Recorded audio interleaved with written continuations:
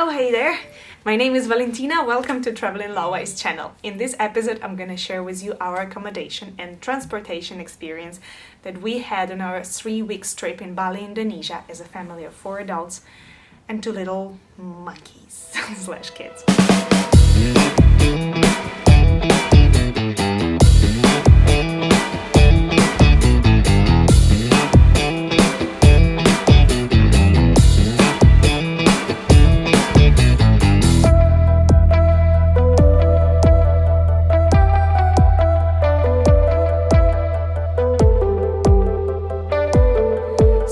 The one responsible to book all the places that we would eventually stay at. We mostly stayed in some family villas or resort hotel, all of which had swimming pool, apart from one place that I booked without. Why that was an important criteria for me? First of all, we were traveling in low season, which is during our winter. High season, I guess, starts from May, if I'm not mistaken, and ends around October. We were traveling in February, so in the middle of wet season. So chances of rain were quite high, though we didn't really get much rain in our trip. I think we got like 3-4 days, some occasional rain, nothing that ruined our plans. However, thinking of low season, I thought, let's book a swimming pool so we can still guarantee that even if we don't get to the seaside, we can still just jump in the pool, relax there, because the temperatures are high all over the year in Bali, so we would need a place to cool down. The second reason for choosing a swimming pool in the place that we would stay at is because Bali, even though being an island in the middle of the sea, it's not really a perfect seaside destination, at least not for me. If you're a surfer, if you like to have fun, jumping in the waves, being in the active kind of sea, then it might be your thing. I'm not the person, and plus the kids that we have wouldn't appreciate the big waves. At least the elder one hates them, is afraid of them. Small one doesn't understand much yet, but still, we're not the fans of waves. The second thing I was looking at when booking the accommodation obviously was the price.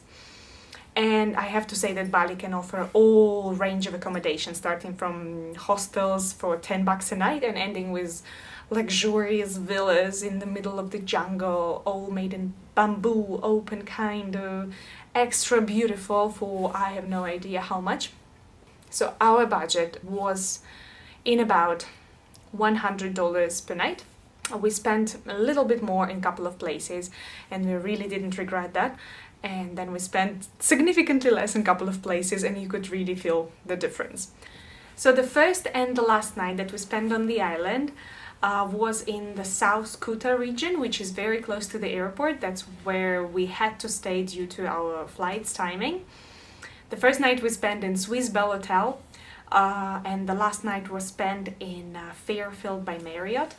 Both of the places were really decent, quite standard chain-like hotel with nice breakfast, with a swimming pool in, with nice staff, but nothing extraordinary to tell. Rooms were clean, quite spacious, and we had a good time staying there. No bad memory. The price tag around $50 to $60 per night for the family of 2 adults and 2 children, because the first and the last night we spent without Andrea's parents.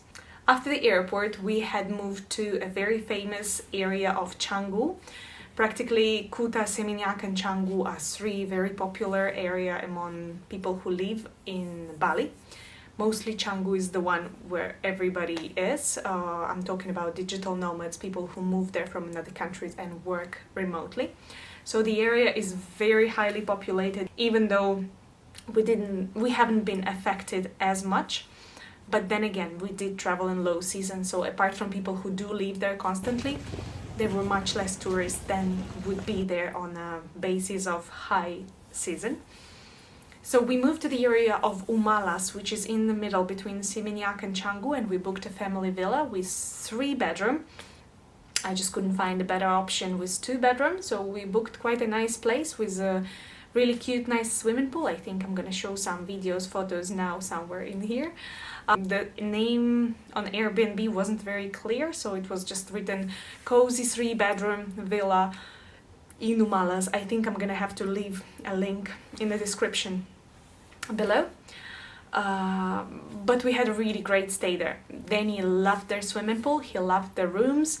They were all very nicely decorated in kind of boho, very minimalistic style, which is kind of representative of all Bali vibe, which you feel right away. So it was a great place. I would suggest it to anyone. The price of the villa was around $110 per night for 6 people, which was a great deal. Though the location wasn't really ideal, in the walking distance there were not as much to do, but having a Grab or Gojek applications, we could reach anywhere for very low amount of money. In the very proximity, if somehow for some reason you are in Bali and you are enthusiastic about some healthy food or well-being, then 10 minutes walk from there's a very nice shop called Alive, which sells lots of very healthy snacks and some nice food. They do it right there in the shop, the homemade hummus or lots of nice stuff, lots of nice blends, gold tea blend. I got myself some immune boosting sort of powder with some ginger, with some turmeric, with black pepper, made in Bali. So it's kind of local product and it's supposed to help you feel better. So in case you are staying in the villa, go check it out. It's a really nice shop to just give a quick look at or to purchase some if you are interested. So after spending 2 nights in Canggu, we finally did have to split because my husband Andrea went to Raja Ampat Island, so he went right to the airport and flew away from us, leaving us behind, all miserable. No, leaving us behind, and we on the other hand moved to another completely different side of the island, the east side of it, because we had to get closer to the port Padang Bai, from which we would take a boat to Gili Island. Staying close to Padang Bai, there are a couple of options. You might want to stay in the area called Candi Daza, which is becoming very popular. It's a new eat place in Bali, together with Sidaman, Candi Daza and Ahmed area. All of them are kind of on the east side of the island and they're really becoming popular, so they're not as populated yet, but they're getting there. So Chandidaza is option number 1. We stayed in the area called Manjis. I'm not sure I'm pronouncing it correctly, but it's 10 minutes ride from Chandidaza and it's a little village. Chandidaza offers more. There are nice restaurant, places, pharmacies, shops. So when we needed to get out, we would have to grab a car and go to Chandidaza. So where did we spend the night? This was one of my favorite houses that we encountered on our trip, even though that was the only one which didn't have a swimming pool and had lots of insects, but it had an amazing view on the rice fields. Very quiet environment, some kind of few buildings around it with local people. I don't know, I just felt so much in the middle of the nature. The morning that we woke up in that place, I really feel bad that we arrived too late for the sunset. So when we arrived to the place, it was kind of getting there. The sunset was happening, but also the owner of the home came to explain to us how it works, where do we get what we need, how do we call a car, how do we get to the port tomorrow. So in the middle of the conversation, I had to watch with the side of my eye the most beautiful sunset. Couldn't pay much attention, so I wish we just arrived there earlier. If you happen to go to this house, please spend at least 24 hours there, because it really is worth it. It's a beautiful place. So it's a 2-bedroom home made all in wood, smelling of wood. It doesn't have air conditioner, which was a bit difficult for the grandparents of our kids, but still the fan works quite well. In one room it was particularly noisy, but still we had a very good experience there. Though then he keeps remembering all the insects from the home, but then he adds all the time, but it was such a beautiful home, there were 2 floors and I liked it, blah, blah.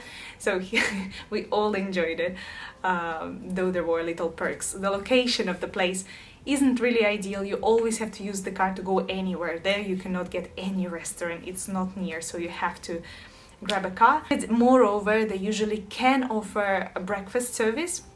This time the lady who was cooking for them took a day off, or she got sick or something happened. Anyway, they couldn't provide us with breakfast, which was a bit of a letdown, but still, since next morning we had to go and take a boat to Gili, we're able to get a breakfast in Chandidaza. Side note about transportation. When you are in Bali, download these 2 apps, Grab and Gojek. You will need them to move around the island if you don't rent a scooter. Number one transportation is scooter for those who are able. We were not, because there were just too many of us. There are 2 kids and 2 women who are not really willing to ride anything. I'm not even able to.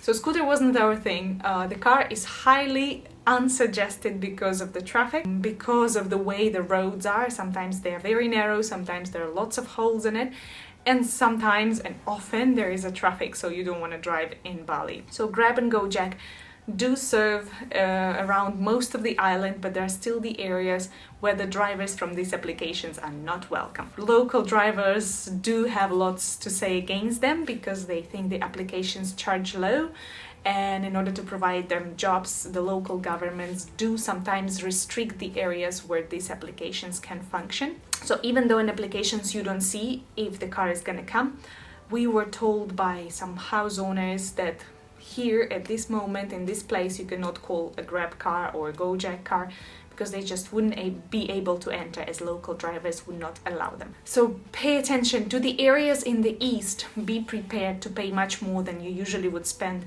on Grab or Gojek in the areas of Canggu and Seminyak. So in Canggu and Seminyak, to go from one place to another, which is really near, like 2 kilometers, you would spend maybe 20,000 Indonesian rupees, which is nothing. Whereas in the east of the island, if you have to use the local driver services, we sometimes ended up paying 200,000 Indonesian rupees for 10 or 15 minutes ride, just because local drivers charge, as they have no competitors and they still have to earn money and you still will have to use them.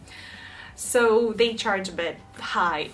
Be ready to spend more for your transportation in the areas which are not really developed. So Sidaman, Ahmed, Chandidasa, Padambai area.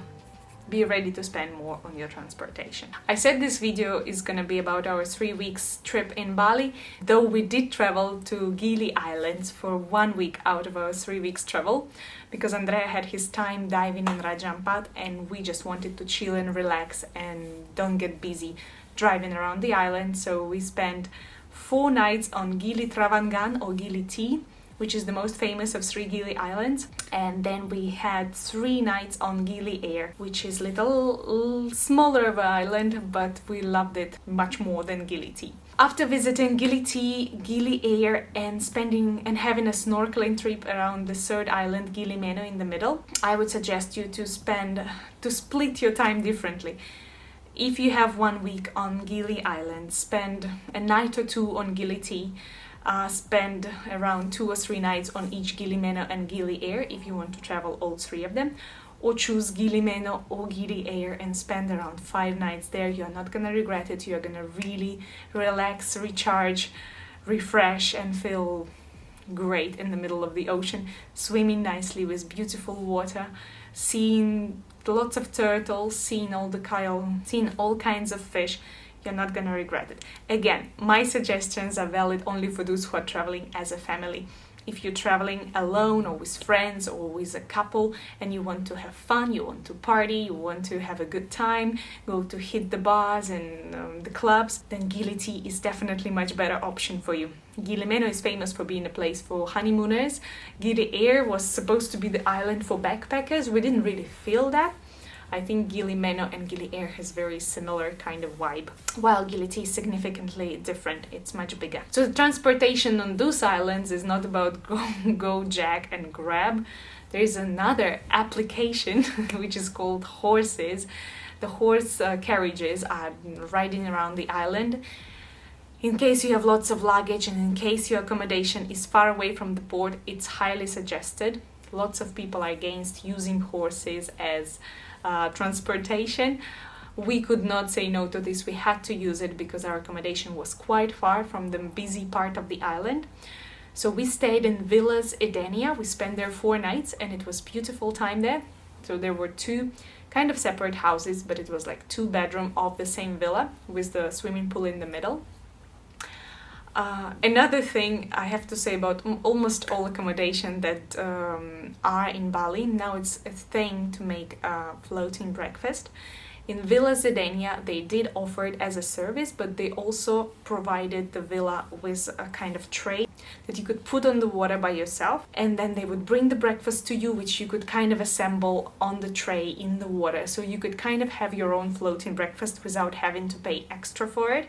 Though if we did buy a floating breakfast from them, it would be significantly prettier, as they would add the flowers on all the empty space that was there between the plates and the cups and the glasses on the tray. So that would be prettier, but we did have our own floating breakfast in Villa Zedenia, so that was our experience. As for the staff, they were really great. One guy wasn't particularly friendly, which is very unusual for Indonesian people, who are always smiling, always very warm-hearted.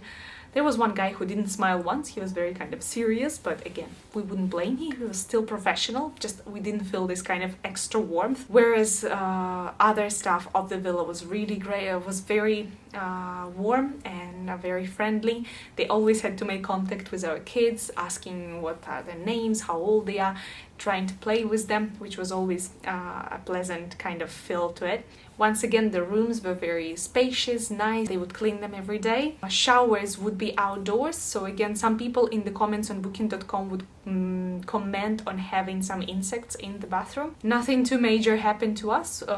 We've seen a couple of squirrels, but not the insects, apart from the flies and mosquitoes, which were always present, sometimes less, sometimes more. However, there was one really disappointing thing about Villa Zedenia, but I think it's not only valid for them, I think it's more or less works for most of the island. So on Gili T, they do burn lots of things throughout the year, being that some dry leaves of the tree or some plastic. We had really strong smell in the villa of burned plastic couple of nights in a row, which was quite unbearable, not a pleasant experience. You feel like you are inhaling all the trash which is happening and burning around. So that really was a big drawback for us. For the rest, the villas really were catering all the needs that we had. The breakfast was really good. We had many options to choose between. It was very beautifully presented. The communication with the staff through WhatsApp was convenient, though we had to always remind them to come and take the plates after the breakfast. Otherwise, if we wouldn't text them, then we would find them still after we would come back from our trip in the afternoon. They would still be there, which was a bit weird, but still, once we realized that we have to text them with any kind of need we have, then it became much easier. Villa Zedenia, I think, was the most expensive accommodation we booked on this trip, and still it was around 120 euros a night for 5 of us in this case. And again, it was worth it. They did provide the bikes, because that's the only way, apart from the horses, how you can move around the island if you're not a fan of walking or if you have little children. That was convenient. They also did provide the bikes with the seats for the kids, both in the front and on the back, though they didn't have the belts to make sure that the kids are safe and not moving around. It wasn't a problem for Danny, who already knows how to sit and not jumping out of your seat. For Matteo, I would prefer a bit more safety, a bit more security. However, all the bikes that we've seen in the area would not have those safety belts. So it's something that we just had to deal with, working our way about how to bring Matteo on the bike. Prices for bike rental on the islands might vary only between 40 and 50,000 per bike per day, which is really nothing. It's about 3 euros. We booked it throughout all the days that we had to spend in Gili T, because otherwise we would just always end up being on the same beach for sunset and sunrise pretty much, because the island is quite big if you want to explore it. Once again, it's quite big if you have children. If you are all by yourself, you might want to explore if you are not allergic to heat. We wanted to move around the island as comfortably as possible, and we did not regret that. Almost any accommodation that you book on the island can help you book your tours. It's mostly snorkeling tour or diving tour. The prices might vary for the tours depending on how many hours you want to be on the boat, how many places you want to visit on your snorkeling tour, how many points, whether it's a turtle point or there is a famous statue underwater point, if you want to see mantas, if you want to see just different colorful corals. Depending on the time on the water, the price would vary and change. After Gili Travangan, we did move to Gili Air, and there comes, I think, one of our two favorite places in all the trip. Speaking of accommodation, we loved it. It was Musa Villas and Bungalows, a beautiful place with the most delicious breakfast ever anywhere that happened to us. I miss it. I want to remake it at home. I want to reinvent it once the heat hits Guangzhou because it was beautiful, it was delicious, the stuff was very nice, and I think we would go back there anytime if we would ever go back to Gili Tea. That would be the only place we would stay at. Highly recommend Musa Villas and Bungalows. Remember that. Check it in the description box below. Stay there and enjoy it to the fullest.